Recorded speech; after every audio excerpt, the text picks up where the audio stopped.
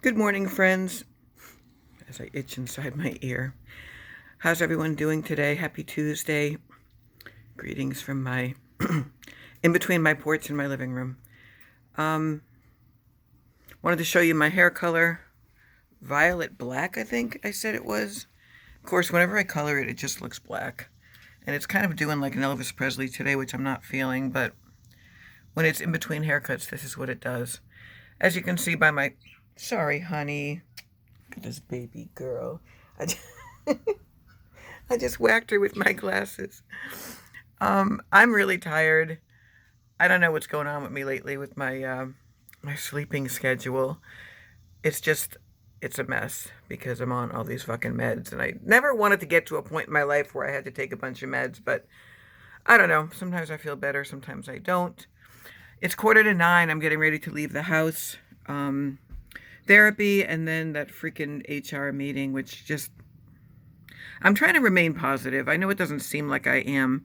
Complaining comes very easily to me. Um, because I just want things to be easy. Not easy, but like linear, simple, stable. And I've gone through this shit with so many jobs and with so many bosses and asshole men and all I know is that I'm already feeling defensive and that HR better not put me on some kind of a hot seat where it's insinuated that, like, did you encourage him? Were you flirting with him? Were you guys contemplating a relationship? Like, no. This all happened in the course of, what, a day and a half, 2 days? I've got the texts. I have no problem showing them to her. It clearly shows that I'm not volleying any flirtation back to him. And the pivotal part to me, which brings it from flirtation into harassment, is that I told him I wasn't interested. And I cursed him out. I didn't curse him out. I chewed him out. Read him the riot act. And he persisted. And then the very next day, it was like, hey, what's going on? Because like I said before, I think he's getting nervous. It is what it is. What's going to happen is going to happen. I've got this other job. I still have to line up some paperwork and, do some stuff for that. And then I'm afraid to get my hopes too up because I'm not sure how many hours a week they're going to give me or where they're going to assign me to. And with my car being the way it is, I am not a confident driver anyway. And as you all know, I don't like driving to faraway places. One of the only pros of the job I have now is that the houses are pretty close to me. So it's good for gas mileage and wear and tear in the car. But with this new company, I'm in New York, as you know, but I'm only like 15, 20 minutes from the Danbury, Connecticut border. So I told them I'd go to Danbury, but I prefer to stay in this county. But then I heard from another aide that works for them that, like, oh no, they're going to want to send you like all over Connecticut. And like, nope, not doing it. So I'm going to retain my position with the company I'm in now and just see what happens. I know I'm valuable. Even with all this personal bullshit going on, they would be idiots to try to get rid of me. And I'm going to say that. And I don't care if it sounds smug or vain. I'm a really good worker. I am compassionate. I am caring. I interact with the people. I dot my I's and cross my T's. I'm detail-oriented. I make them beautiful meals. Yeah, okay, I'm patting myself on the back. This is what I'm wearing today. It's a little low. Sorry about that. It's because I'm wearing like a non-underwire bra. It's not a lot of support. TMI. But yeah, I love this top. I got it at the Tractor Supply store. And it goes down low. It covers the bad area. And it's like longer in the front than on the sides. It has like a nice drape to it. And just shorts, which aren't too, look at my fat legs. They're just above the knees, so they're not too high. I never wear short shorts, ever. One of my problem areas is upper thighs. Wow, why am I telling you all that? So yeah, I'm going to get going, maybe get a coffee first, and then I can pretty much relax the rest of the day. Definitely take a nap because I'm doing the overnight tonight. But I'm doing the overnight with a guy that I really like. He's a sweetheart from Jamaica. Can't always understand him, but I try. No, I'm not a racist. It's just an accent thing, but I love the Jamaican accent. There's my disclaimer.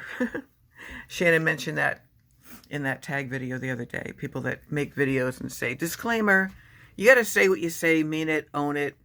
We all fuck up, we all mess up, we all sometimes put our foot in our mouths. I don't know if my foot is keto approved or not, but I stayed really on track yesterday. I'm still feeling strong about it. I'm not really hungry. Well, I was a little peckish last night, but I had a handful of almonds. And what's really exciting is that I have a lot of Facebook keto friends and Instagram too, and we share recipes and ideas, and we try to keep each other strong.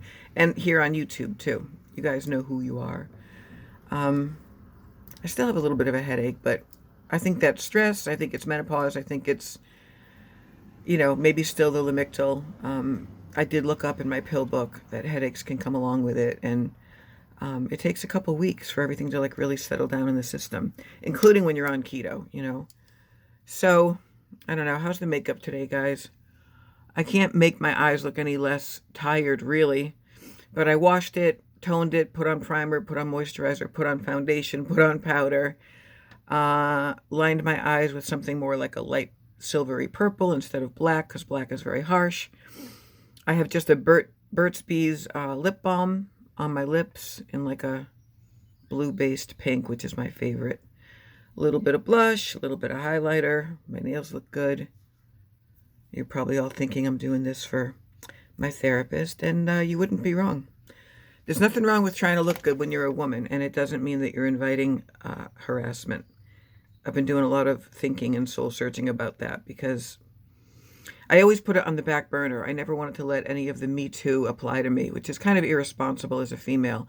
I don't know one woman in my life ever who hasn't been the brunt or the victim of some kind of objectifying, outright harassment, assault.